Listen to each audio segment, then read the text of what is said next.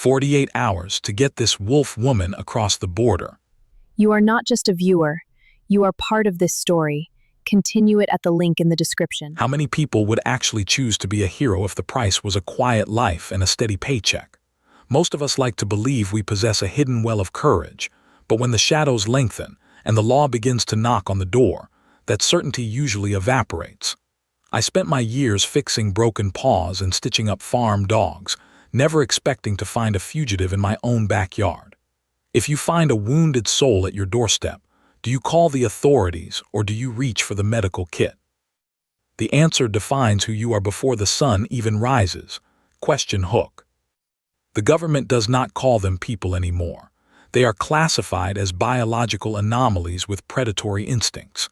To the militia patrolling the edges of our county, a wolf woman is nothing more than a stray that needs to be impounded or worse. They claim the silver-tipped rounds are for public safety, a necessary measure to keep the peace in a world that has grown small and fearful.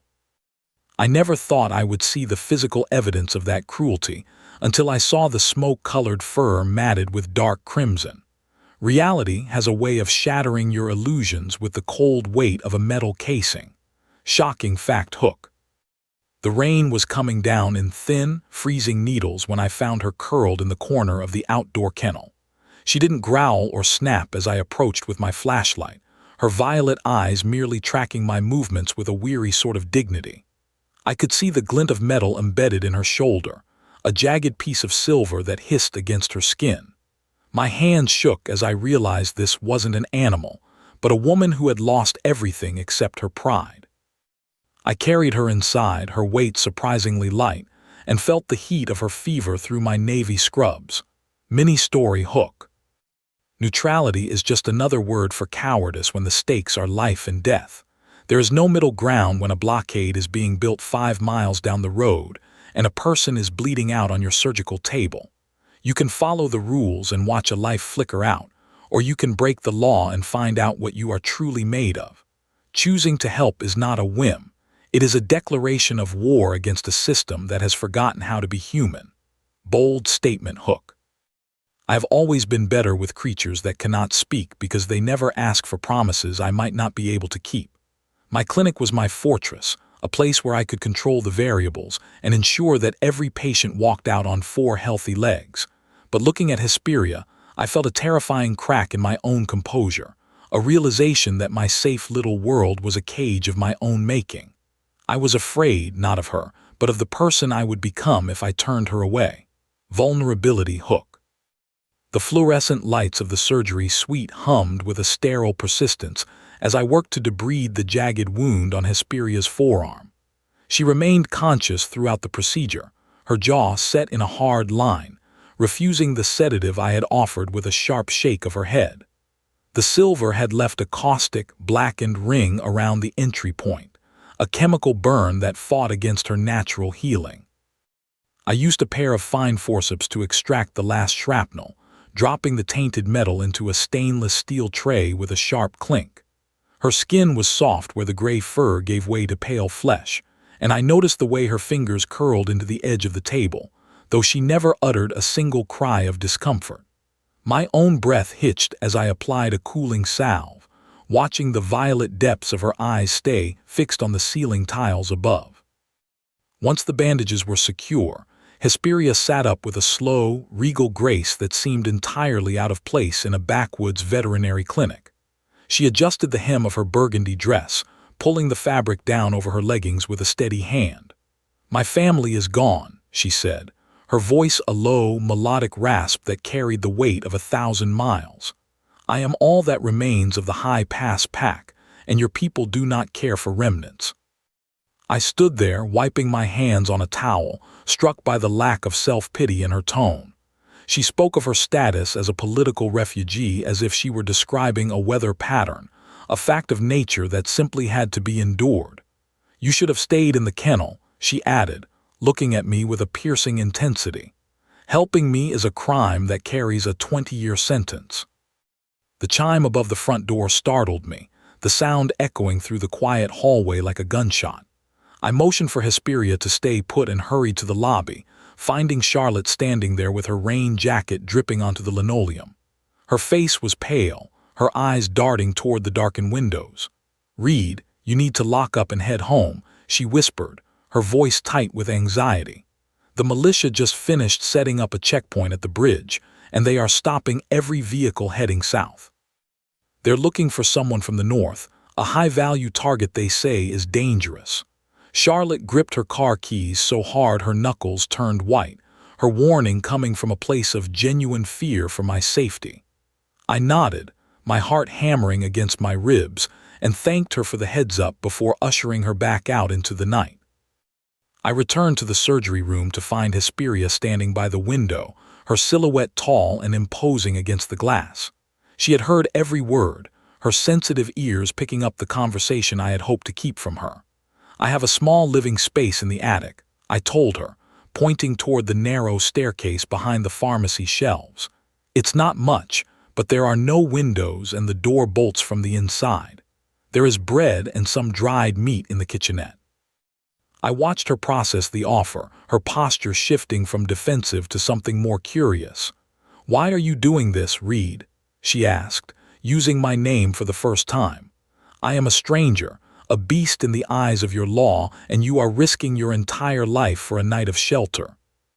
I didn't have a poetic answer for her, only the simple truth that had guided my hand since I first opened this practice.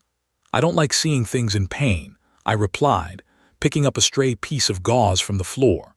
"And I don't like being told who I'm allowed to care for." I spent the next hour moving through my nightly routine, checking on a golden retriever in recovery and restocking the antibiotic cabinets, all while acutely aware of the woman watching me from the shadows of the hallway.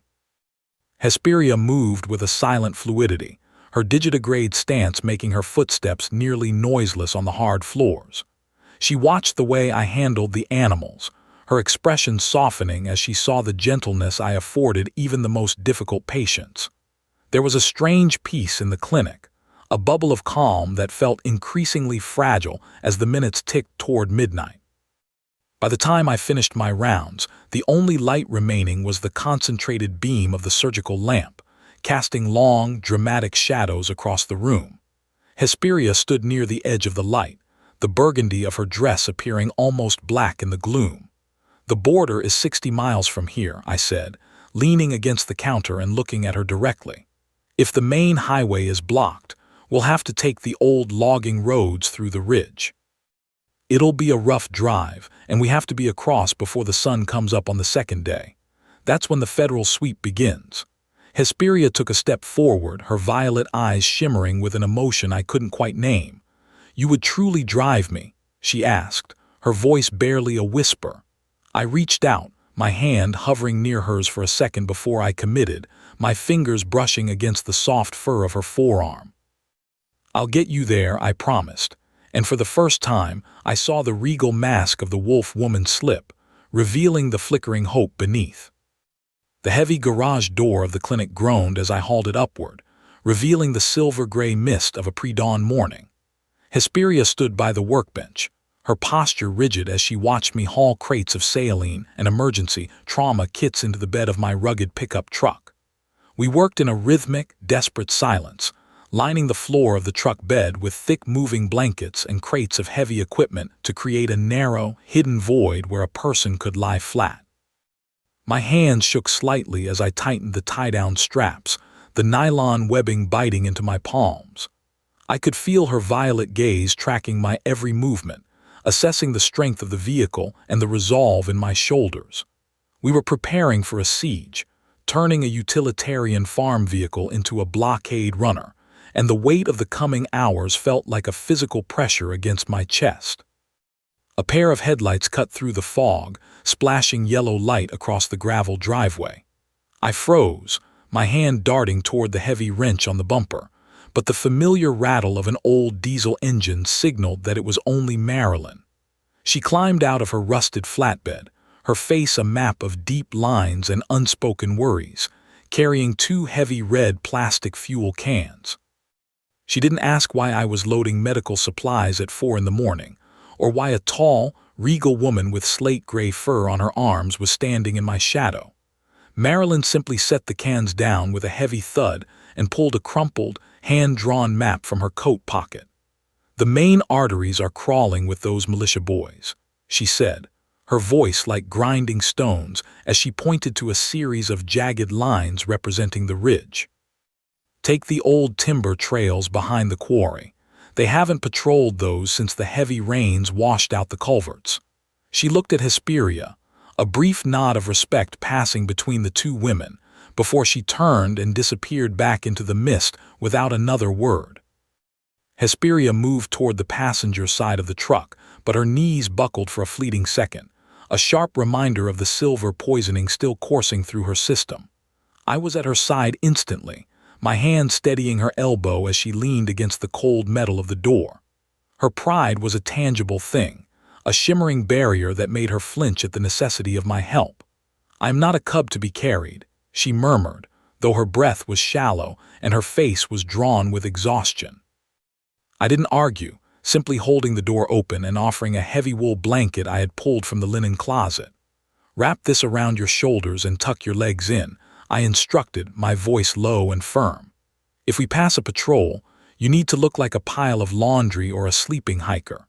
She climbed into the cab with a slow, pained dignity, settling into the leather seat and pulling the rough wool up to her chin, leaving only her intelligent, haunted eyes visible. The tires crunched over the gravel as we pulled onto the two-lane highway, the world a blur of dark pines and rising dust. The heater kicked on, blowing a dry warmth into the cramped space, and I felt the tension in Hesperia's frame begin to thaw just a fraction. "You must keep your eyes forward," I told her, glancing at the rearview mirror as the clinic vanished behind a bend. "If we see a car, do not track it with your head. Humans are distracted, they look at their phones or the horizon, they don't hunt for threats with every glance." I spent the next hour coaching her on the art of being unremarkable, explaining how to slouch and how to keep her ears tucked beneath the mass of her dark hair. She listened with a focused intensity, practicing the way she rested her chin on her hand to hide the fur on her wrists, her mind a sponge for the mundane details of a world that wanted her dead. The peace of the drive shattered when a black SUV with a mounted spotlight appeared in the mirror, hovering exactly 3 car lengths behind us. My pulse spiked, a frantic drumming in my ears, but I forced my grip on the steering wheel to remain loose and casual. "Don't move," I whispered, my eyes fixed on the road ahead as the scout vehicle tracked our speed with predatory precision. The militia driver was testing me, waiting for a sudden jerk or an unnecessary burst of speed that would justify a light bar activation. I kept the truck at exactly 2 miles per hour under the limit, yawning widely and scratching the back of my neck as if I were nothing more than a tired vet heading to an early farm call. For 3 agonizing miles, the SUV loomed behind us, a dark shadow of authority, before it finally whipped into the opposite lane and roared past, the driver barely glancing at the 2 figures in the cab. The adrenaline left me hollowed out, and I pulled off onto a narrow access trail that led down to a secluded, fast-moving creek. We needed to check her bandages and let the engine cool before the final ascent into the mountains.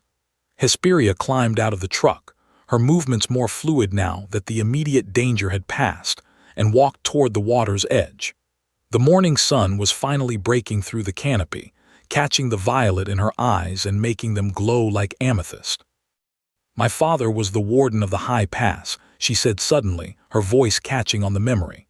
"We lived by a code of service, protecting the migration routes and keeping the peace between the packs." She knelt by the water, her reflection rippling in the current, her expression one of profound loss. "In the purge, they didn't just take our lives. They took our history, our songs, and the grace we carried as stewards of the high places. Now I am just a stray, running through the dirt." I walked down to the bank and sat on a mossy rock a few feet away, giving her the space her dignity demanded. "You aren't a stray to me, Hesperia," I said, watching a leaf spin in a small eddy near the shore. "I saw the way you stood in that surgery room, and I see the way you carry the weight of your people even now. Being hunted doesn't strip away who you are, it just makes the truth of you harder to see." She turned her head, her pointed ears twitching at a distant sound, and for a moment the gap between our species seemed to vanish entirely. There was a shared understanding in the silence, a recognition of the cost of doing what was right in a world that demanded easy compliance. She reached out, her fingers grazing the surface of the cold water, and I realized that we were no longer just a driver and a passenger. We were two souls tethered together by a choice that had already changed the trajectory of my life forever. The shadows of the trees lengthened across the creek as we prepared to move again, the final leg of the journey looming ahead of us like a physical wall. The map Marilyn had given me was etched into my mind, a labyrinth of dirt paths and forgotten bridges that would lead us to the sanctuary border. I checked the fuel levels and the integrity of the medical crates one last time, my movements sharp and efficient. "We have 20 miles of steep climbing before we hit the ridge," I informed her, holding the passenger door open once more. "If the militia has moved their perimeter, that's where they'll be waiting." Hesperia climbed back into the truck, her jaw set with a newfound iron resolve that mirrored my own. "Let them come," she said, her voice regaining the regal resonance of a leader. "I have spent enough time hiding in the dark, and I will not go quietly into their cages." I climbed into the driver's seat, the engine turning over with a confident growl, and steered us back toward the rising mountains. The climb into the higher elevations brought a sudden, violent shift in the weather as the sky bruised into a deep charcoal. We reached the stone bridge at Miller's Creek only to find a heavy iron gate bolted across the span, guarded by a pair of idling patrol trucks with their orange beacons rotating rhythmically. My heart hammered against my ribs like a trapped bird, and I didn't wait for them to spot us. I threw the truck into a hard reverse, the tires spitting gravel as I swung the nose toward a narrow, unmarked trail that climbed vertically into the pines. This path wasn't on the map Marilyn had sketched, and it looked more like a dry riverbed than a road. The incline grew steeper with every 100 yards, the engine straining and whining as it fought against the gravity of the mountain. Rain began to fall in heavy, fat drops that turned the dust into a slick, treacherous slurry of gray mud. The disaster happened in a heartbeat.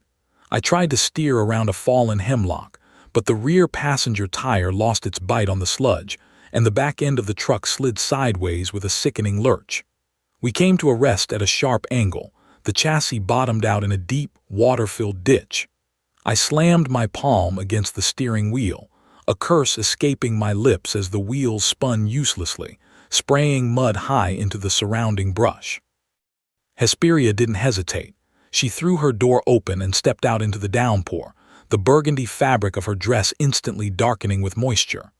I scrambled out after her, my loafers sinking into the muck, and watched as she moved to the rear of the vehicle. She didn't look like a wounded refugee in that moment. She looked like a force of nature. Her hands, covered in that fine slate fur, gripped the cold steel of the bumper with a strength that defied her slender frame.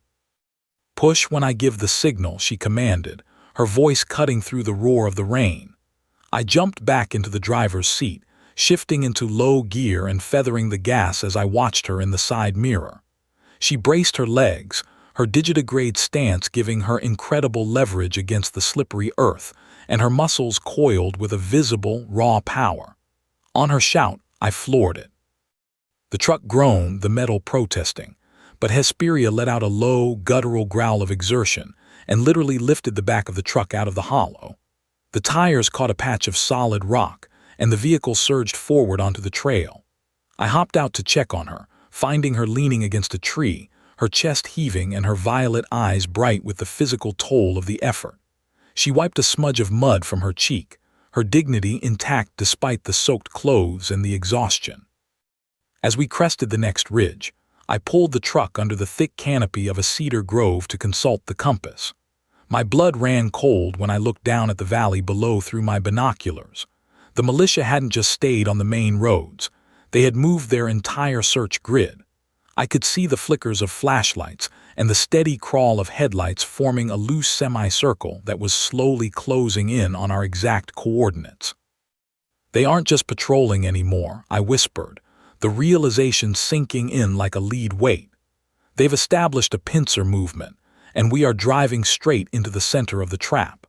We had been so focused on the back roads that we hadn't realized the hunters were now using the topography to funnel any strays toward the high-security checkpoint at the pass. We sat in the darkened cab for a moment, the only sound being the rhythmic tick of the cooling engine. To break the suffocating tension, I found myself talking about things I hadn't shared with anyone in years. I didn't start out wanting to be a rebel, I told her, staring out at the rain-streaked windshield. I became a vet because I couldn't stand the thought of something suffering just because it didn't have a voice to ask for help. I remember a stray dog I found when I was 10, caught in a coyote trap. Everyone told me to leave it, that it was a lost cause, but I stayed in that woods all night just so it wouldn't die alone. I think I've been looking for a way to prove those people wrong ever since. Saving lives isn't about the law for me. It's the only thing that makes the world feel like it isn't just a cold, mechanical place. Hesperia turned her head toward me, the faint green glow of the dashboard clock illuminating the sharp, elegant lines of her face. "You have a good heart, Reid, but a good heart can be a heavy burden in a time of war," she said softly. Her hand moved as if to touch my shoulder, then hesitated and pulled back. "You have done more for me than any of my own kin could have asked. The border is still miles away, and the danger is no longer a shadow. It is a wall of steel. You could leave me here in this grove. You could drive back down the mountain, tell the patrols you got lost looking for a farm, and return to your clinic by morning. They would never know you were here, and your life would remain whole." The suggestion stung more than I expected. I looked at her, really looked at her, and saw the selflessness behind the offer. She was willing to face the militia alone just to ensure I didn't lose my quiet life of medicine and routine. I reached into the center console and pulled out the brass compass my grandfather had given me, the needle steady and true even in the heart of the storm. I took her hand, my skin warm against the soft fur of her palm, and pressed the cold metal of the compass into her grip. "I'm not turning back, Hesperia," I said, my voice steady despite the tremor in my soul. "I didn't pull that silver out of your arm just to watch someone else put it back in. We're going to the border and we're going together."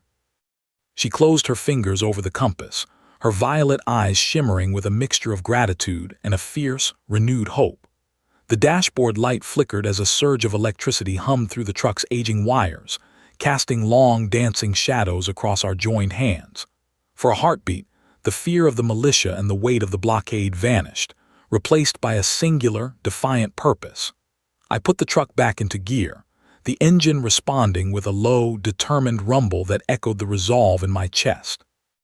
The rain was beginning to taper off into a fine mist, but the air remained thick with the scent of pine and damp earth.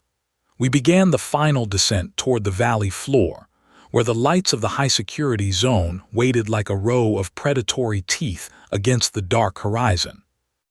The tires crunched over a layer of shale as the truck rolled into the glare of portable floodlights. A barricade of heavy steel sawhorses blocked the pass, manned by 3 men in tactical vests.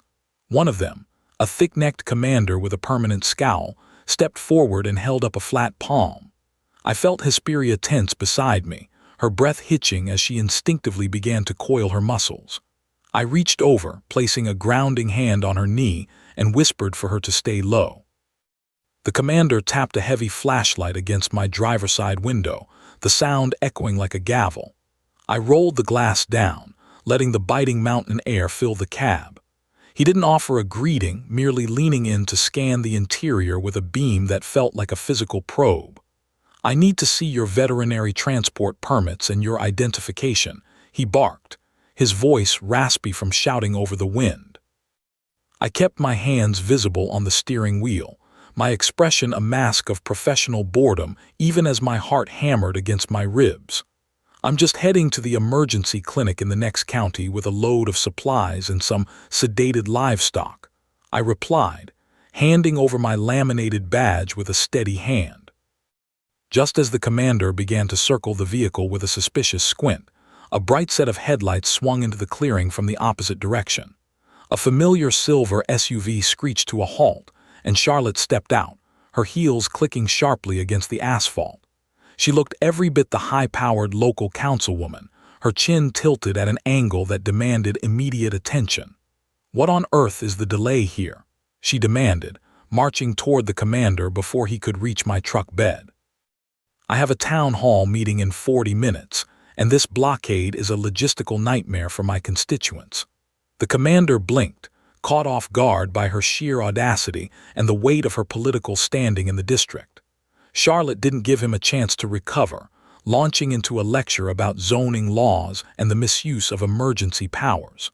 While she occupied his focus, I watched her through the rearview mirror, realizing she was buying us the only window we would get. She caught my eye for a fleeting second, a subtle nod telling me to move while the rest of the guards were distracted by her performance. I didn't wait for a formal dismissal. I eased the truck forward, my pulse racing as I steered toward the narrow gap Charlotte had forced open with her presence. However, a younger guard with a sharp nose and a restless energy stepped away from the argument, his eyes fixed on the back of my pickup. I had tucked Hesperia under a mountain of plastic animal crates and heavy canvas tarps, but as the truck bounced over a frost heave, the cargo shifted. The guard leaned over the tailgate, his flashlight beam cutting through the gaps in the plastic mesh. I held my breath, my foot hovering over the accelerator. The light caught the unmistakable glimmer of a violet eye peering through the darkness of the crates. The guard froze, his mouth opening to shout a warning. I reacted on pure instinct, leaning out the window and pointing toward the woods on the far side of the road. "Did you see that?" I yelled, my voice cracking with feigned alarm. Something huge just broke cover by the tree line. The guard instinctively whipped his head around, his flashlight following my gesture into the dense thicket of pines. That split second of redirected attention was all I needed. I floored the gas pedal, the engine screaming as the truck lunged forward and cleared the final gate. The sound of shouting erupted behind us, followed by the frantic wail of a siren. I glanced at the mirror to see a patrol vehicle peeling away from the checkpoint, its red and blue lights strobing against the falling snow. "We have less than an hour until the border closes for the night," I shouted over the roar of the wind. Hesperia threw off the tarps and climbed into the passenger seat, her face pale but her expression fierce. "They are gaining on us," she noted, her voice tight with the realization that the chase was no longer a silent one. The road ahead twisted like a dying snake, slick with ice and bordered by a sheer drop-off on one side. I pushed the truck to its absolute limit, the chassis shaking as we drifted around corners that were never meant for high-speed maneuvers.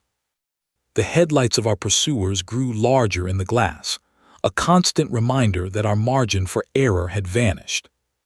The pavement ended abruptly, transitioning into a narrow dirt track that led toward the gorge. My heart sank as the headlights illuminated the end of the line. The old timber bridge had been washed out by the spring floods, replaced only by a narrow, swaying footbridge made of cable and wooden slats. The truck couldn't go an inch further. I slammed on the brakes, the vehicle skidding sideways before burying its nose in a massive snowbank at a 45-degree angle.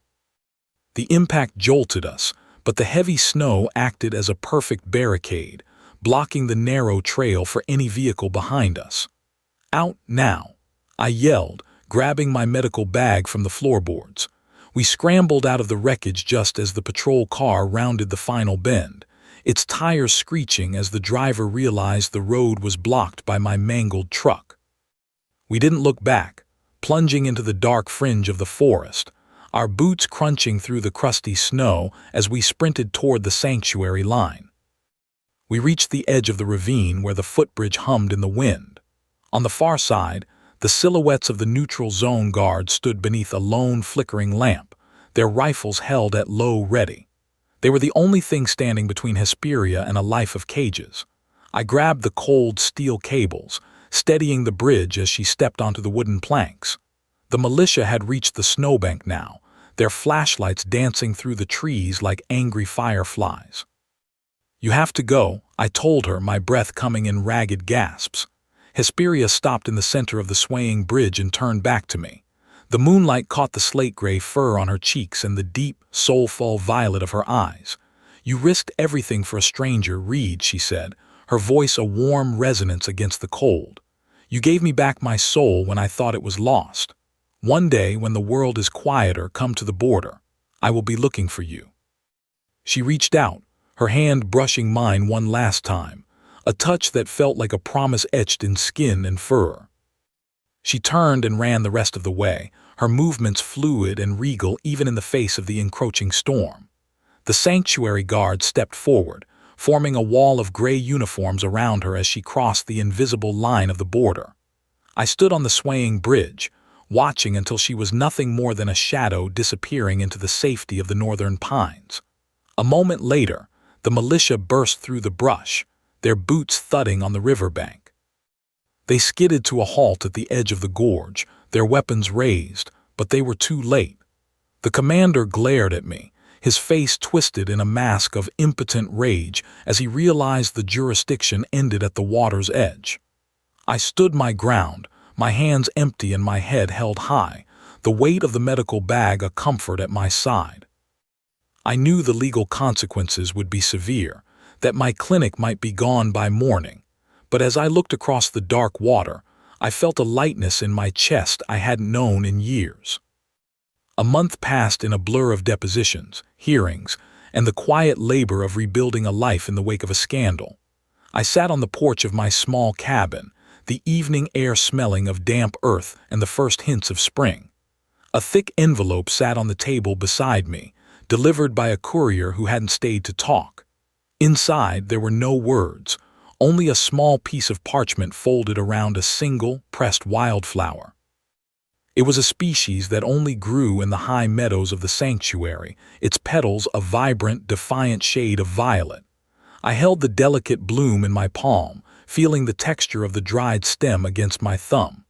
It was a silent message, a confirmation that she was alive and free. I looked toward the northern mountains, where the peaks were still capped with white, and a slow smile spread across my face. The cost had been high, but as the first stars began to blink into existence over the ridge, I knew I would make the same choice 1,000 times over.